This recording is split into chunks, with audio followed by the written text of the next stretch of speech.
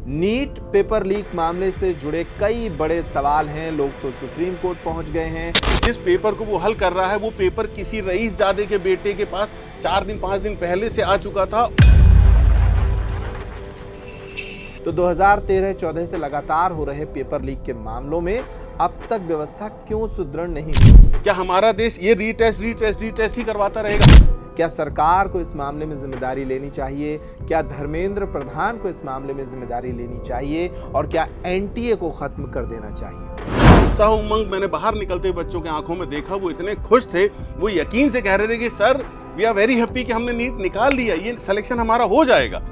हमारा देश तो साहब यूपीएससी के पेपर तक लीक कर देता है। उन सपनों के मर्डरर के लिए आपके पास क्या है? जो बीता है उस बच्चे पे हर एक दिन, ये हिसाब एक आम आदमी नहीं लगा सकता। सपनों का मर्डर करने वालों के लिए क्या सजा है? क्या संविधान में कुछ लिखा गया है?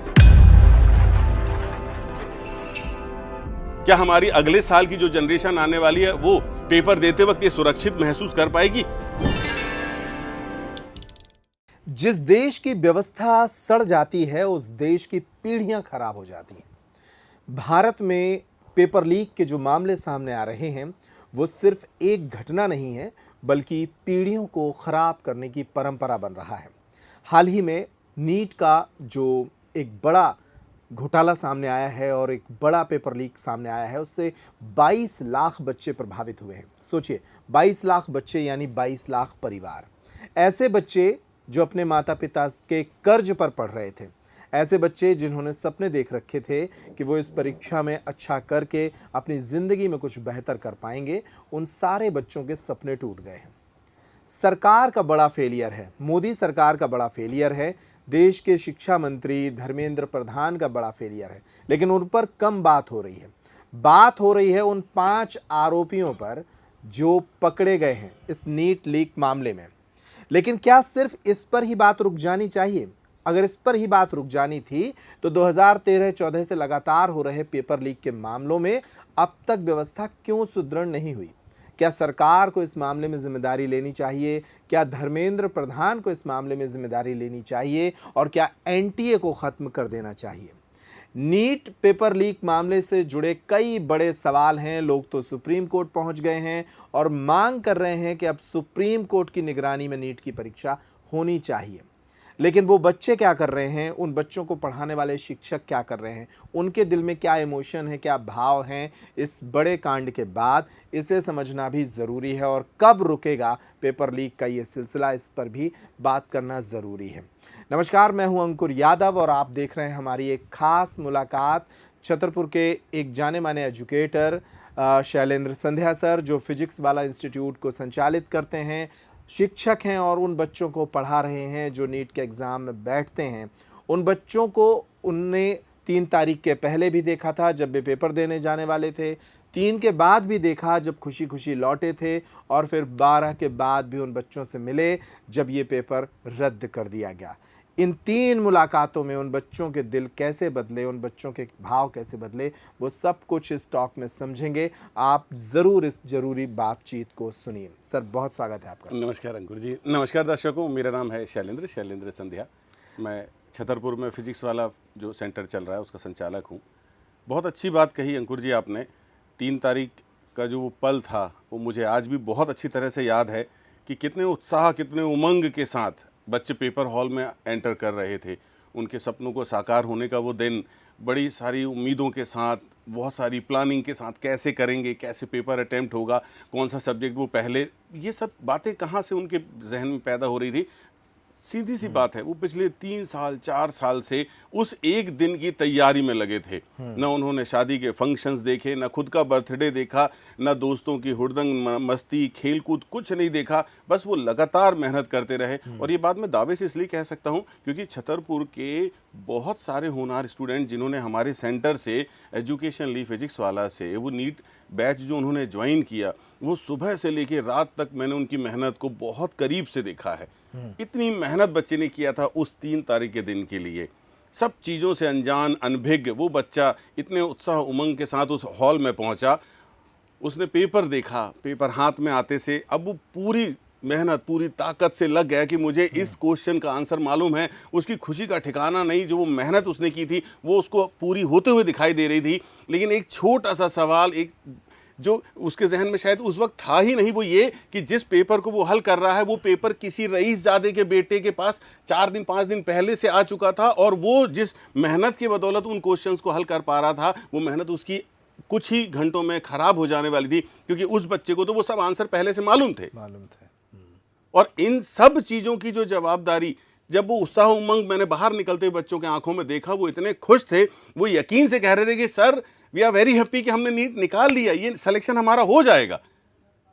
लेकिन दोस्त, जैसे ही ये खबर सामने आई कि ये पेपर फिर से होगा या ये पेपर लीक हो चुका था, आप यकीन नहीं कर सकते हैं। बहुत प्यारा, बहुत छोटा सा है हमारा छतरपुर शहर। बहुत मेहनत की यहाँ के बच्चों ने, दिन रात एक कर दिया पढ़ाई कर करके। मैं एक ही सवाल, आपने मोदी जी का नाम लिया, आपने शिक्षा मंत्री का नाम लिया, आप एनटीए का नाम ले रहे हैं, मैं इस हर एक व्यक्ति, इवन आपसे मैं पूछना चाहता हूं साहब कि उन सपनों के मर्डरर के लिए आपके पास क्या है? क्या रीटेस्ट एक हल है? क्या आपने उन सपनों को जो हत्या की है, जिन बच्चों ने इतनी मेहनत करके अपने सपनों को साकार करने के लिए जो प्रयास किए थे, उनके लिए क्या एक ही हल है आपके पास में कि एक रीटेस्ट करा दिया जाए? क्या हमारा देश ये रीटेस्ट ही करवाता रहेगा?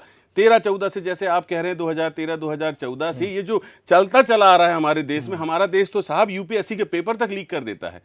तो हम किसके पास जाएं? अगर सरकार ही इस सारी चीज़ों में जवाबदार है, अगर एनटीए जवाबदार है, तो हम और आप सवाल पूछने और जवाब मांगने किसके पास जाएं? उन मासूम बच्चों की मुझे गलती बता दीजिए सर, उन लाखों मासूम बच्चों के लिए मैं बात कर रहा हूं, मैं सिर्फ किसी एक के लिए बात नहीं करना चाहता, जिन सब ने सपना देखा था। अगर 22 लाख बच्चा उस वक्त पेपर दे रहा था तो वो 22 लाख सपने थे सर, वो 22 लाख परिवार थे।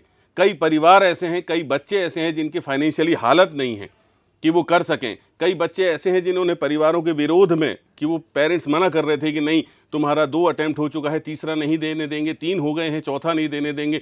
वो बच्चों को क्या है सर, जो घर छोड़ चुके थे, 9th क्लास से 10th क्लास से घर छोड़ के उन्होंने तपस्या की है इस नीट परीक्षा के लिए। उन्होंने इतनी तपस्या की, वो बाहर गए, घर से दूर रहे, न जाने कैसी जगह पर रहे, कैसा खाना खाया, बस अपने सपने को साकार करने के लिए, पूरा करने के लिए। और उनके पेरेंट्स ने उनकी पूरा सपोर्ट किया।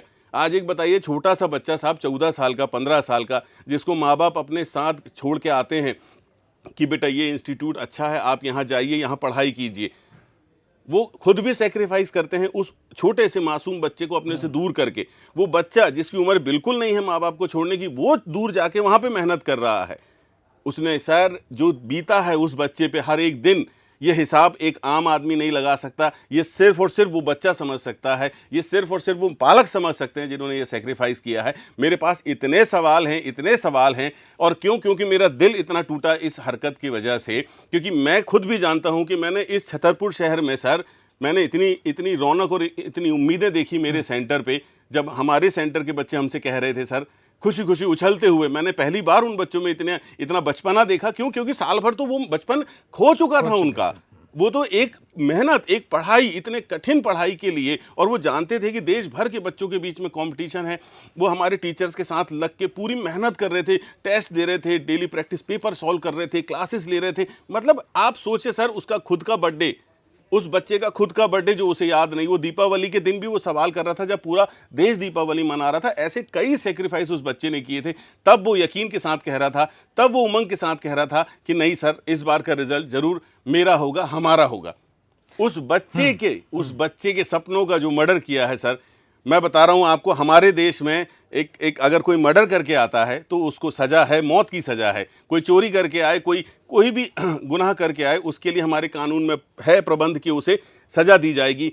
मेरा तो एक ही सवाल है इस पूरे देश से, हर एक व्यक्ति से, कि सपनों का मर्डर करने वालों के लिए क्या सजा है? क्या संविधान में कुछ लिखा गया है कि अगर मासूम बच्चों के सपनों को आप मर्डर कर रहे हैं, उसकी मेहनत का अगर आप गला घोट रहे हैं, तो आपके पास इसके लिए कोई प्रावधान है या नहीं है? और अगर नहीं है तो आपका ये मंच और मेरा ये सवाल आपसे और हर उस श्रोता व्यक्ति से, जिन आज आपके बच्चे, दोस्त आपके बच्चे छोटे हो सकते हैं, लेकिन क्या आप अपने बच्चों को क्या ऐसा भविष्य देना चाह रहे हैं जहां एक पेपर खरीदा हुआ व्यक्ति डॉक्टर बनके आपके शहर में इलाज करने आ जाए?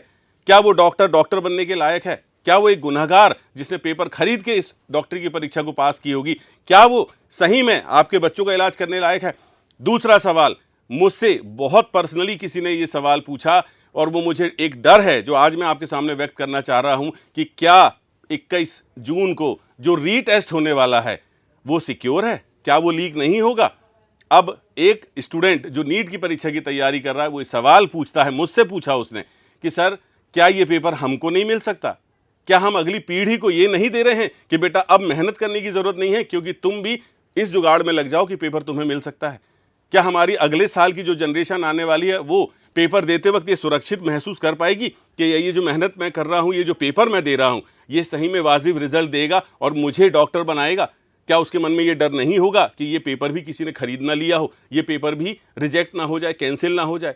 तो ऐसे कई सारे सवाल हैं जो आज हम सबको एक चिंता के कटघरे में लाके खड़ा करते हैं और हम सब सारे देशवासियों को एकजुट होकर इस वक्त इस बहुत बड़े गहन जो सब्जेक्ट आया है इसके ऊपर में अध्ययन करके, चिंतन करके और हमें अपना राय देने की बहुत ज़्यादा आवश्यकता है। दोस्तों, हम सबको इस वक्त देश में एक होने की ज़रूरत है क्योंकि ये सब हमारे ही बच्चों के भविष्य का सवाल है, हमारे अगली जनरेशन के भविष्य का सवाल है। सर, जिस तरीके से सिस्टम फेल कर रहा है, पिछले 8-10 वर्षों से लगातार पेपर लीक के मामले सामने आ रहे हैं, आपको क्या लगता है कि नीट का जो पेपर लीक मामला इस बार सामने आया है और कुछ 4-5 गिरफ्तारियां 3 राज्यों से हुई हैं, इससे कोई न्याय मिल जाएगा, आपको लगता है? सवाल ही नहीं पैदा होता। पहली बात तो ये जिस स्तर पे हुआ है, सरकार ने जो डैमेज कंट्रोल किया है कि हम सीबीआई जांच करा रहे हैं और गिरफ्तारियां हो रही हैं, क्या इससे बच्चा संतुष्ट हो पाएगा? आप लोग जो एजुकेटर हैं वो संतुष्ट हो पाएंगे? सर, सवाल अगर आप हमारी, आपकी और एक आम आदमी की कर रहे हैं ना, तो ये 4-5 दिन की सुर्खियों का विषय। मैं आपसे वही नाराजगी जाहिर कर रहा हूं कि ये 4-5 दिन की सिर्फ सुर्खियां बटोरेगा। सीबीआई जांच हो रही है, कोई रिजल्ट आ जाएगा, 4-5 लोगों को उठा के आपने जेल में ऑलरेडी डाल ही दिया है। लेकिन मैं तो एक ही बात कह रहा हूं, उस बच्चे की मेहनत, उस मासूम बच्चे के हृदय को जो आपने आघात पहुंचाया है वो कभी वापस नहीं आ सकता, उसका कोई हल नहीं है। लेकिन ये सवाल हम कब तक पूछते रहेंगे? क्या ये सवाल पहली बार खड़ा हुआ? पहले भी पेपर लीक हुए, पहले भी सीबीआई जांच की गई और पहले भी ये पाया गया। और इस बार तो सबसे गजब की बात यह है, इतने जल्दी एनटीए ने पहली बार माना है कि हाँ, हम स्वीकार करते हैं कि पेपर लीक हुआ है। अदरवाइज एनटीए तो वो संस्था है जो सुप्रीम कोर्ट में जाकर उन्होंने कैंसिल रिजेक्ट किया था कि नहीं, पेपर लीक नहीं हुआ, हम नहीं मानेंगे। पिछली दफ़ा जब यही घटना हुई थी, जब अलख पांडे जी ने एनटीए पर केस करा था, एनटीए वर्सेस अलख पांडे, आपने सुना भी होगा, उस वक्त भी एनटीए सुप्रीम कोर्ट में जाकर रिजेक्ट किया था कि हम नहीं एग्री करते हैं कि पेपर लीक जैसी कोई घटना हुई है। जबकि बाद में वही साबित हुआ और आपने भी देखा उस वक्त जो बोनस मार्किंग के नाम पे 720 में से 720 नंबर दिए गए थे बच्चों को। ऐसी कई घटनाएं पहले भी हो चुकी हैं।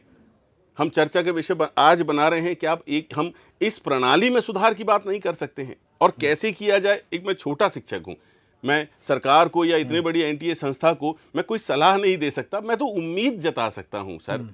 मैं तो कुछ लोग सर मांग कर रहे हैं कि मैक्सिमम पनिशमेंट होना चाहिए। अब इस गंदी परंपरा को ख़त्म करने के लिए, रोकने के लिए बहुत बड़े दमन की ज़रूरत है, बहुत बड़े अंकुश की ज़रूरत है। तो लोग मांग कर रहे हैं कि ऐसे लोगों को फांसी की सज़ा का प्रावधान भारत सरकार को कानून बनाकर करना चाहिए। आप सहमत हैं उससे? नहीं, बिल्कुल दुगनी फांसी देना चाहिए, बिल्कुल देना चाहिए। क्योंकि अगर हमने एक कोई आइडियल एग्जाम्पल सेट नहीं किया सर, तो जिस रफ्तार से दुनिया आगे बढ़ रही है, जिस रफ्तार से हम देख रहे हैं कि या तो निर्णय वर्ल्ड वॉर के तौर पे सामने दिखाई दे रहा है कि या तो बम गिरा दिए जाएं तो हल निकल जाएगा, या फिर करप्शन इतना कर दिया जाए कि देश खोखला हो जाए, बर्बाद हो जाए, तो हम दोनों कगारों, दोनों ही पड़ाव के कगारों के बीच में कहीं पे आके अटके हुए हैं कि या तो हमारा देश किसी ऐसे ही, क्योंकि यही साजिश तो है, इन्हीं को तो शायद देश बर्बाद करने वाली साजिश कहा जाता है कि आप जनरेशंस को खराब कर दीजिए। आज अगर हमारी ये जनरेशन खराब होगी ना, तो आने वाली जनरेशंस के ऊपर में भी तो हमें अपना भविष्य देखना है। क्योंकि आज आप भी देख रहे होंगे छोटे छोटे मासूम से बच्चे हैं जो कि बहुत छोटी छोटी दूसरी, तीसरी, चौथी क्लास में जो बच्चे पढ़ रहे हैं, आज जब मैं उनसे सवाल करता हूँ कि बेटा बड़े होके क्या बनना चाहोगे, वो कितने उत्साह से कहते हैं सर कि हमें डॉक्टर बनना है। तो उसके उस सपने को आज ही आपने खत्म कर दिया, आज ही मर्डर कर दिया। आज एक छोटा बच्चा जो 3rd क्लास का है, वो न्यूज़ देख के ये पूछता है कि पापा जब मैं बड़ा होऊंगा तो क्या आप मेरे लिए पेपर ला दोगे? क्या जवाब है इसका आपके पास में? और ये सवाल सिर्फ वो बच्चा आपसे नहीं पूछ रहा है, वो इस पूरे देश के हर एक उस संस्थान से पूछ रहा है, वो हर एक सरकार के उस कर्मचारी से पूछ रहा है जो जवाबदार है ऐसी किसी भी घटना के लिए। नीट के पेपर लीक मामले के बाद एक संस्थान है वो सुप्रीम कोर्ट पहुंच गया है और मांग कर रहा है कि अब सुप्रीम कोर्ट की निगरानी में नीट का एग्ज़ाम होना चाहिए। क्या भरोसा निचली सारी संस्थाओं पर खत्म हो चुका है? अब हर काम सुप्रीम कोर्ट ही कराएगा इस देश में? ये सवाल तो बिल्कुल, देखिए, ये मांग भी वाजिब है, ये मांग भी वाजिब है, और ये और सवाल ये भी आपका दुर्भाग्यपूर्ण भी है। दुर्भाग्यपूर्ण, मैं वहीं पे आ रहा था कि दुर्भाग्यपूर्ण ज़्यादा है सर, क्योंकि हर एक व्यवस्था के लिए ना अलग अलग सेटअप तैयार किए जाते हैं। वैसे ही एनटीए को तैयार किया गया था कि साहब आप नेशनल टेस्टिंग एजेंसी हैं, जो मल्टीपल एग्जाम्स देश में होंगे वो आपको कंडक्ट करना है। मुझे पता नहीं क्यों लगता है कि ऊपर बैठा कोई व्यक्ति इसमें शामिल है या निचले स्तर के लोग शामिल हैं, लेकिन मैं तो सिर्फ और सिर्फ एनटीए का नाम जानता हूं, तो मैं तो दोष पूरे के पूरे एनटीए को दूंगा। अब एनटीए को ऑपरेट करती है हमारी गवर्नमेंट, तो मेरी पूरी जवाबदारी गवर्नमेंट के प्रति है कि गवर्नमेंट अगर चाहती, गवर्नमेंट अगर अपने स्ट्रिक्ट कदम पहले से उठाई होती, आज हमें सीबीआई को या सुप्रीम कोर्ट को इन्वॉल्व करने की जो ज़रूरत पड़ रही है वो पड़ती ही नहीं। आज अगर हमें बच्चों के सपनों के साथ में ऐसे खिलवाड़ करने वालों को सज़ा देने की बात करनी पड़ रही है तो वो सवाल होता ही नहीं। सर, मैं भी एक पिता हूँ और मैं जानता हूँ कि मेरा बेटा अगर कोई सपना देख रहा है तो मैं चाहता हूँ उसके देखने के पहले मैं उसे पूरा कर दूँ। तो एक पिता के दिल को जो आहत आपने किया है आज, उस व्यक्ति के लिए, वो जो भी जवाबदार व्यक्ति है, चाहे वो जो 5 लोग पकड़े गए हैं, पर इतना बड़ा जो रैकेट चला, और मैं ये नहीं बिल्कुल मानने के लिए तैयार नहीं हूँ कि ये पेपर लीक सिर्फ एक जगह पर हुआ है देश में, ये मल्टीपल जगह पर हुआ है। तो इस बहुत बड़ी चेन में सिर्फ एक व्यक्ति जवाबदार नहीं हो सकता। तो अगर सीबीआई जांच कर रही है तो आप देखिएगा कि बहुत जल्दी वो सारे लोग सामने आएंगे जिनने इस घटना को अंजाम दिया है।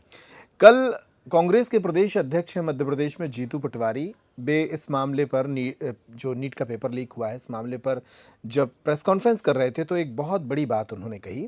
उन्होंने कहा कि 2014 के पहले जब इस देश में करप्शन से जुड़े और इस तरह की लापरवाही से जुड़े मामले सामने आते थे, तब नैरेटिव ये चलता था कि संबंधित विभाग का मंत्री भ्रष्ट है, संबंधित सरकार फेल कर गई है। लेकिन अब नैरेटिव ये चलता है कि इसमें निचले स्तर पर चूक हुई है या कुछ कर्मचारी, कुछ अधिकारी और कुछ रैकेटियर्स हैं जो गुनहगार हैं। हम सरकार पर सवाल नहीं उठा रहे हैं, हम मंत्री से इस्तीफा नहीं मांग रहे हैं। ये जीतू पटवारी ने कहा कि इस तरह का नैरेटिव बना दिया गया है जिसके कारण हमारी पीढ़ियां खराब हो रही हैं। सर, आप सहमत हैं इस बात पर कि अब सरकार पर सवाल ना उठाना एक बड़ी वजह बन रहा है हमारी पीढ़ियों को खत्म करने की? बिल्कुल सर, इससे ना ये बहुत बड़ी चिंता का विषय है हमारी आने वाली पीढ़ियों के लिए। इस तरह का नेचर, इस तरह का बिहेवियर अगर वो समाज में देखते हैं तो वही इनपुट उनको मिल रहा है, क्योंकि अब हमारे 15-16 साल के बच्चे जो हैं वो आपने देखा है सोशल मीडिया से भी कनेक्टेड हैं, वो हर चीज़ से बहुत ज़्यादा सीखते हैं, बहुत जल्दी सीखने की कोशिश करते हैं। आज अगर बच्चा इस ट्रेडिशन को, इस कस्टम को कहीं देख रहा है तो वो सीख भी रहा है, हमें इस बात का डर तो होना चाहिए। धर्मेंद्र प्रधान को लेकर बातें कही जा रही हैं कि देश के शिक्षा मंत्री हैं, इसके पहले पेट्रोलियम मिनिस्टर थे, कुछ खास काम पेट्रोलियम मिनिस्टर के रहते उन्होंने नहीं किया और जब से शिक्षा मंत्री बने हैं तब से पेपर लीक के मामले सामने आ रहे हैं, तो उनसे इस्तीफा लेना चाहिए। देश के बच्चे क्या सोच रहे हैं, देश के शिक्षाविद क्या सोच रहे हैं कि इसमें मंत्री का कहीं दोष है? उनकी भी जवाबदारी, रिस्पॉन्सिबिलिटी, अकाउंटेबिलिटी तय होनी चाहिए। बिल्कुल होनी चाहिए, सबसे बड़े जवाबदार वही हैं, क्योंकि अगर उन्हें शिक्षा मंत्री के तौर पे कार्यभार सौंपा गया है तो क्या उन्हें सिर्फ एक पद दिया गया है? नहीं सर, ये पद नहीं है, ये हर उस एक पढ़ने वाले बच्चे के करियर, फ्यूचर से रिलेटेड जो भी उसका भविष्य निर्धारण है, ये सब जवाबदारी एक शिक्षा मंत्री की होती है। वो हर दिन क्या पढ़ेगा, क्या सीखेगा, उस हर दिन उसको क्या मिलेगा, वो हम तो एक बच्चे के गार्जियन होते हैं, वो पूरे देश भर के बच्चों का गार्जियन होता है शिक्षा मंत्री होने के नाते। तो सबसे पहली जवाबदारी उसी व्यक्ति की होनी चाहिए। और जो सजा की अगर कोई प्रावधान तय होता है तो मैं तो यहाँ तक भी कहने में नहीं हिचकूंगा कि सजा की शुरुआत हमेशा उस व्यक्ति से शुरू होनी चाहिए जिसकी जवाबदारी सबसे बड़ी होती है। बिल्कुल, और पता नहीं ये कब होगा और ये होना भी चाहिए कि नहीं, इस पर आप अपनी राय दीजिएगा। हाल ही में चीन ने अपने 2 रक्षा मंत्रियों को फांसी की सजा सुनाई है। इन 2 रक्षा मंत्रियों में से एक रक्षा मंत्री का कार्यकाल वर्षों का था और एक का कुल 7 महीने का था। इन 2 रक्षा मंत्रियों को फांसी की सजा सुनाई गई है क्योंकि उनके करप्शंस के केस साबित हो गए थे। क्या भारत में ज़रूरत है इस वक्त ऐसे मामलों में मैक्सिमम पनिशमेंट की? ये भी आपको तय करना है। नीट का जो पेपर लीक मामला है ये सामान्य मामला नहीं है। 22 लाख सपने टूटे हैं उन बच्चों के, उनके माता पिता के। तो ये ज़रूरी है कि इस पूरे मामले के बाद एक मसौदा तैयार हो और देश में कड़ी सजा का प्रावधान हो। सर, एक सवाल मैं आपसे करूंगा। आप जब पेपर को निरस्त कर दिया गया, रद्द कर दिया गया कि भाई 3 तारीख को जो आपने पेपर दिया था वो लीक हो गया, इसलिए अब रद्द है, अब आगे फिर से दोबारा टेस्ट लेंगे। वो बच्चे आपको दोबारा मिले जो पेपर अच्छा करके आए थे 3 तारीख को। उन बच्चों या उनके माता-पिता के चेहरे पर क्या देखा आपने? वो उन्होंने क्या कहा आपसे? सबसे बड़ा तकलीफ और सबसे बड़ी निराशा सिर्फ उन्हीं बच्चों की नहीं है सर, क्योंकि बच्चों ने जो मेहनत की है, मैं फिर से कहूँ आपको, रिजल्ट ये तय नहीं करता है कि मेहनत कितनी शिद्दत से की गई थी। ये मेरी जीवन का फिलॉसफी है। हर उस बच्चे ने बहुत मेहनत की थी।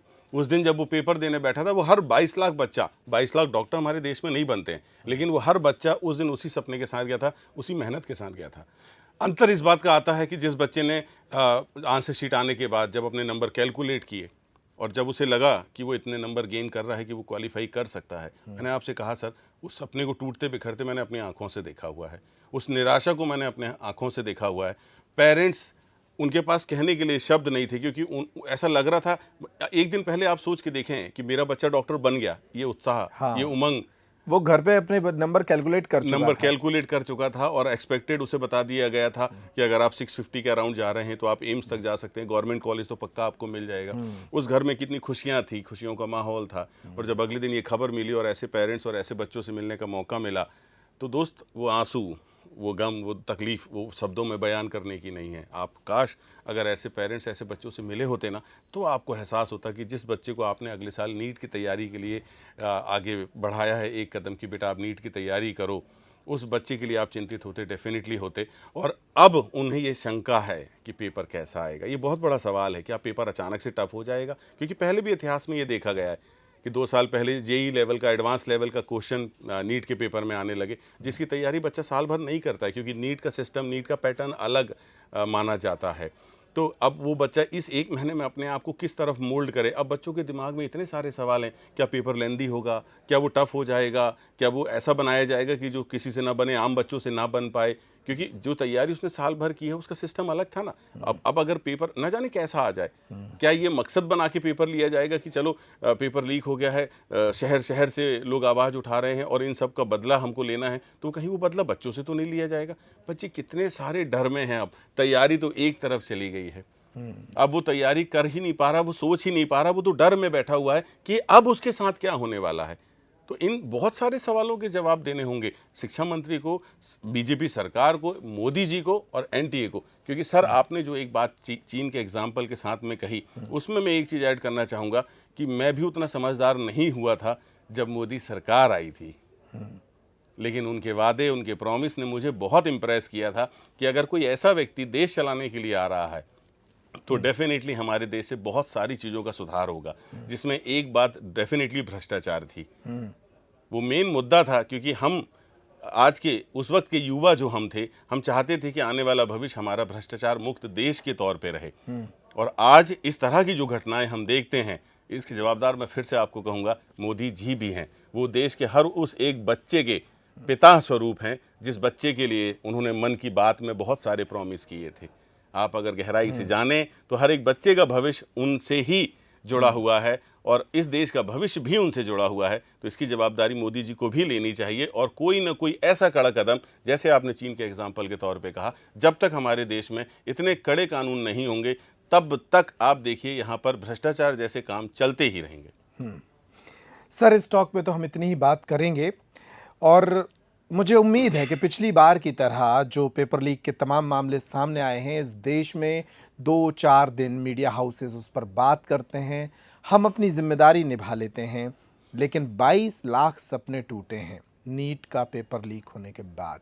उन 22 लाख आंखों में अब दर्द है, तकलीफ है, संशय है।